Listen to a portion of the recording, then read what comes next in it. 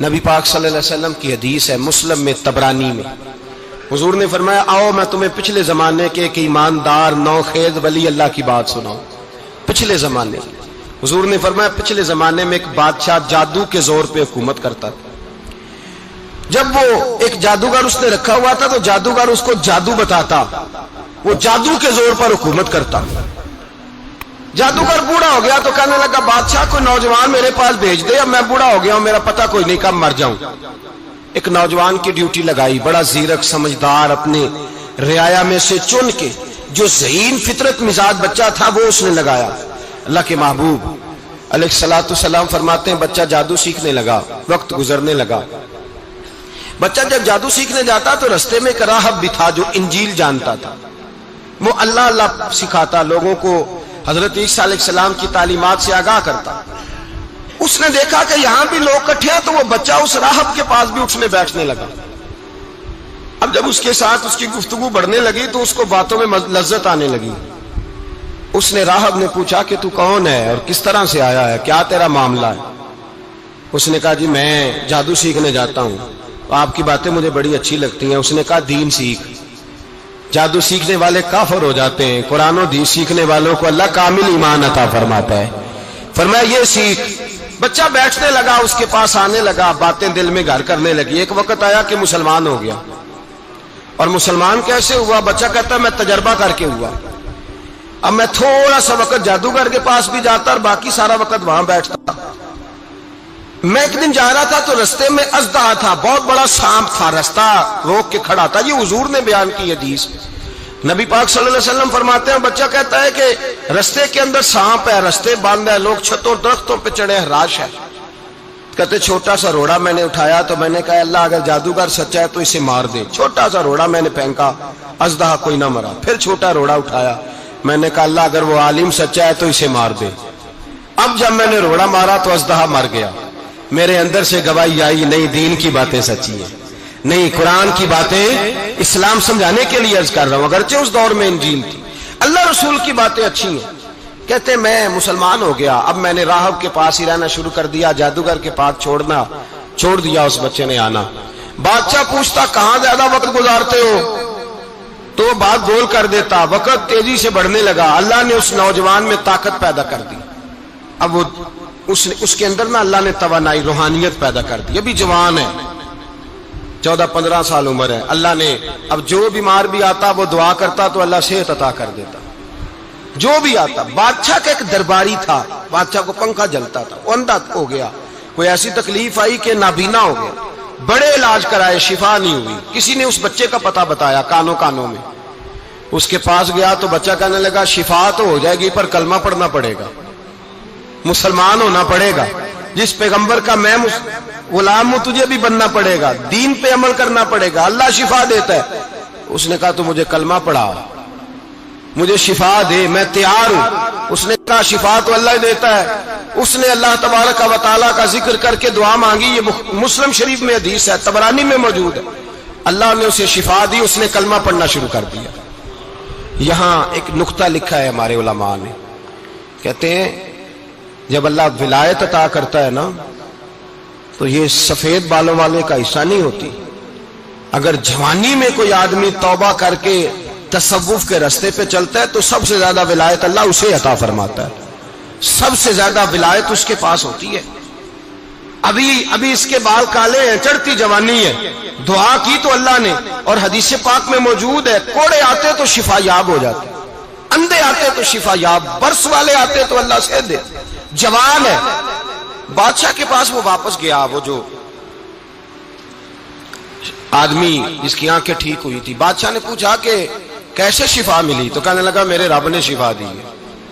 بادشاہ سجدے کراتا تھا، اپنے آپ کو منواتا تھا معاذ اللہ، کہنے لگا میرے علاوہ کون رب ہے؟ اس نے کہا وہی رب ہے جس نے تجھے پیدا کیا ہے، اور وہی رب ہے جس نے مجھے اندھے کو آنکھیں دی ہیں، وہی ہے میرا مالک۔ کہا اچھا تو مجھے نہیں مانتا؟ کہا نہیں میں اپنے رب کو مانتا ہوں۔ بادشاہ نے اسے سزا دی، ستایا، اس نے بچے کا پتہ بتایا، پر بچے کو بلا کے ستایا تو اس راہب کا پتہ بتایا، راہب بھی قتل ہو گیا، نابینا بھی قتل ہو گیا۔ بادشاہ نے کہا سپاہیوں سے اس بچے کو لے جاؤ اور پہاڑ کی چوٹی پہ جا کے نیچے پھینکو تاکہ مر جائے. بچہ پہاڑ کی چوٹی پہ گیا تو ہاتھ اٹھا کے کہنے لگا یا اللہ میرے لیے نہیں اپنے لیے، میرے لیے نہیں اپنے لیے انہیں اپنی قدرت کے جلوے دکھا. میرے لیے نہیں، اللہ کے بندے اپنی جان بچانے کی دعائیں نہیں مانگتے، اپنے لیے انہیں اپنی قدرت کے جلوے دکھا. یہ دعا مانگی، جتنے لوگ ساتھ آئے تھے وہ سارے زمین پہ گرے اور سب مر گئے، پہاڑ سے گر کے مر گئے. بچہ واپس سیدھا بادشاہ کے پاس کہنے لگا لو بھائی میرے رب نے مجھے بچا لیا ہے. جوان کا ایمان دیکھو، میرے رب نے مجھے، بولو میرے اللہ نے مجھے ایمان کی گواہی دے رہا ہے، میں بچ گیا ہوں، تو جھوٹا ہے میرا رب سچا ہے. اس نے کہا لے جاؤ اس کو دریا میں، کشتی میں بٹھاؤ، بیچ دریا کے جا کے دھکا دے دو.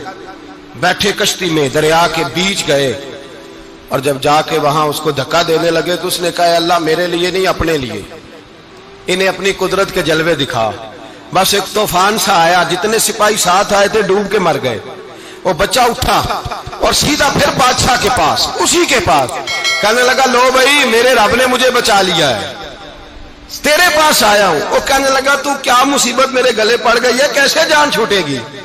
تو بچہ کہنے لگا اگر تو مجھے باندھے درخت کے ساتھ اور سارے ملک کو بلائے، لوگوں کو اکٹھا کرے، پھر تو مجھے تیر مارنا، میں تجھے بتاؤں گا کیسے مارنا ہے، میں مر جاؤں گا. اللہ کا بندہ نوجوان ایمان دیکھو، مرنے کے طریقے بتا رہا ہے، میں تجھے بتاؤں گا میں کیسے مروں گا. یہ بات کہی، بادشاہ نے سارا مجمع جمع کیا، ملک سارا باہر آ گیا، درخت کے ساتھ باندھ دیا. کہنے لگا بھائی لوگوں یہ مجھے مارنا چاہتا تھا، مار نہیں سکا، اب میں اسے بتانے لگا ہوں کہ میں کیسے مروں گا. اسے کہو جب تیر مارے تو ساتھ میرے رب کا نام بھی لے، میں اپنے رب کے نام پہ جان دوں گا، ایمان کی پختگی میں اللہ کے نام پر جان دوں گا. اسے کہو رب کے نام پہ مارے، مر جاؤں گا.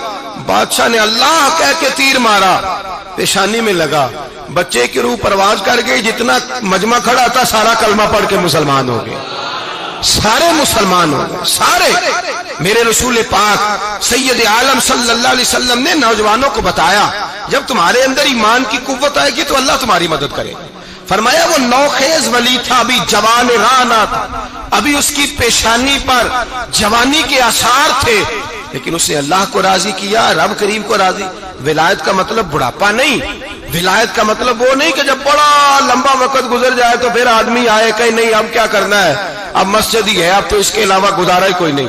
تو اس وقت کا آنا اللہ کی بارگاہ میں قبول تو ہے، لیکن شاباشی اسی کو ملتی ہے جو جوانی کا وقت آئے، جو عین اس وقت آئے جو وقت میرے رسول پاک علیہ السلام کے غلام عبداللہ ابن عمر، حضرت عبداللہ ابن عمر رضی اللہ تعالیٰ عنہ فرماتے ہیں کہ میں نکلا، مجھے سفر کے لیے جانا تھا، تو تھوڑی سی کھجوریں، تھوڑا سا سرکہ، ایک شہد کی بوتل، چیزیں میں نے سفر کے لیے ساتھ رکھ لی.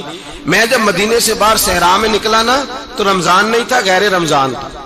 میں نے ایک نوجوان کو دیکھا بکریاں چرا رہا ہے، بکریاں چرا رہا ہے. اے جوان، آپ فرماتے ہیں اس کا چہرہ بڑا نورانیت والا، گرد پڑی ہوئی پر بڑا حسین. فرماتے ہیں میں نے اس کو کہا کہ آ جاؤ کھانا کھا لو، روزے بھی نہیں تھے. کہنے لگا نہیں میں نے روزہ رکھا ہوا ہے. فرماتے ہیں میں نے کہا پتہ کروں کہ نیرا نیک ہی ہے کہ پرہیزگار بھی ہے. نیک وہ ہوتا ہے جو نماز پڑھے روزہ رکھے، پرہیزگار وہ ہوتا ہے جو گناہ سے بچے، وہ پرہیزگار ہوتا ہے. کہا پتہ کروں پرہیزگار بھی ہے کہ نہیں. کہتے میں قریب گیا تو میں نے جا کے اس کو کہا بھائی تیری بکریاں بڑی پیاری ہیں، میرا دل کرتا ہے ایک بکری مجھے دے دو.